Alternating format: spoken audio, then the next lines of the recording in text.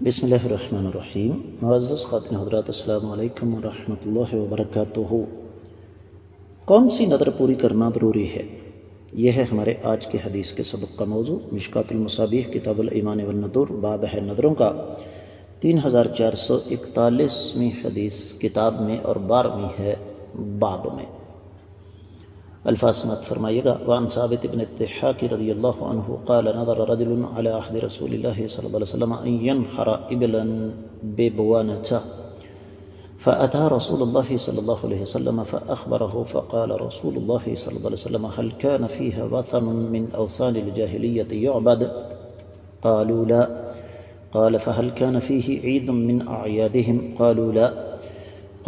فقال رسول الله صلى الله عليه وسلم أوف بنذرك فإنه لا وفاء للنذر في معصية الله ولا فيما لا يملك ابن آدم، رواہ ابو داود۔ معزز خواتین حضرات، آپ نے سماعت فرمایا کہ یہ روایت سنن ابی داود میں ہے۔ میں اس کا تفصیلی حوالہ آپ کی خدمت میں رکھنے جا رہا ہوں۔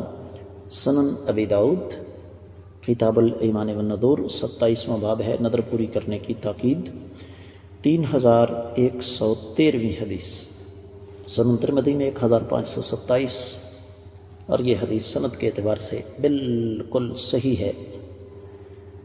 صرف ایک راوی ہیں یحییٰ بن ابی کثیر الطائی ابو النصر، وہ بھی ثقہ اور ثبت ہیں، ان پر کسی قسم کا کوئی اعتراض نہیں ہے۔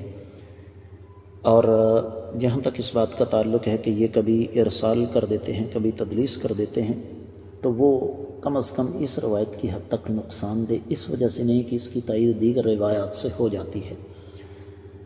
ترجمہ اس حدیث کا یوں بنتا ہے کہ سیدنا ثابت بن الضحاک بیان فرماتے ہیں کہ آقا علیہ السلام کے پاس ایک شخص نے نظر مانی نبی علیہ السلام کے زمانے میں کہ وہ بوانا ماقد نام کی جگہ پر اونٹ ذبح کرے گا۔ تو وہ شخص آقا علیہ السلام کے پاس حاضر ہوا اور کہا جی میں نے وہاں پر اونٹ ذبح کرنے کی نظر مانی ہے۔ تو آپ علیہ السلام نے صحابہ اکرام سے استفسار فرمایا کیا وہاں پر جاہلیت کے بتوں میں سے کوئی بت تھا جس کی عبادت کی جاتی تھی؟ لوگوں نے کہا جی نہیں۔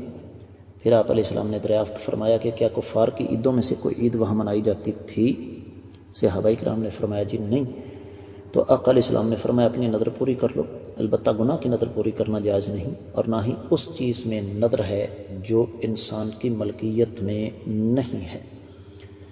معزز خواتین حضرات، یہ حدیث ہمارے سامنے بہت سارے دروازے کھولتی ہے، اور ان میں سے ایک یہ بھی ہے کہ جہاں اہل کفر و شرک اور اہل بدعت اپنے شرکی اور بدعتی اعمال سر انجام دیتے ہوں، وہاں پر سنت کی پیروی کرنے والے شخص کو اللہ کی عبادت کے لیے بھی جانا نہیں چاہیے۔ جو لوگ کہتے ہیں نا قبروں مزاروں پر، آستانوں پر، درگاہوں پر ہم جاتے ہیں بزرگوں کے لیے دعا کرنے کے لیے، ایک آدمی بابا جی سے مانگنے کے لیے جا رہا ہے شرک کرنے کے لیے، اور آپ اللہ سے بابا جی کے لیے مانگنے اس کے لیے جا رہے ہیں، دیکھنے والا دونوں میں فرق نہیں کر سکے گا۔ بالکل اسی طریقے سے وہ ایام اور وہ تاریخیں جن میں لوگوں نے بدعات کو شہرت دے رکھی ہے، ان تاریخوں میں بھی ان اعمال سے بچنا چاہیے تاکہ لوگوں کو پتہ چل جائے کہ ہم ان بدعات سے دور ہیں۔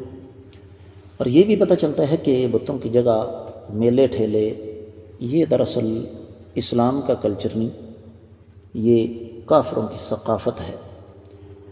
اور پھر یہاں پر اس حدیث سے یہ بھی پتہ چلتا ہے کہ جو نظر انسان کے اختیار میں ہو وہ پوری کرنی چاہیے، بشرطے کہ وہ خلاف شریعت نہ ہو۔ لیکن جو نظر انسان کے اختیار میں نہیں ہے، پہلی تو بات یہ ہے کہ ایسی نظر ماننی ہی نہیں چاہیے، لیکن اگر وہ مان لی تو پوری کرنا، اس کو پورا کرنا نہیں چاہیے۔ اسی طرح اگر کوئی شخص اللہ کی نافرمانی کی نظر مانتا ہے تو اسے بھی اپنی نظر پوری نہیں کرنی چاہیے۔ وجہ اور سبب بتانے کی ضرورت نہیں، بالکل واضح ہے کہ انسان کو اللہ مالک اللہ مربد الجلال والاکرام نے اسلام جیسی نعمت عطا فرما کر بے شمار قباحتوں سے بچایا ہے، اور یہ ساری کی ساری قباحتیں ہی ہیں۔ میں امید کرتا ہوں کہ یہ حدیث آپ کو اچھی طرح سمجھ آ گئی ہوگی۔ اس کے ساتھ ہی آج کے سبق سے اجازت چاہوں گا۔ السلام علیکم ورحمۃ اللہ وبرکاتہ۔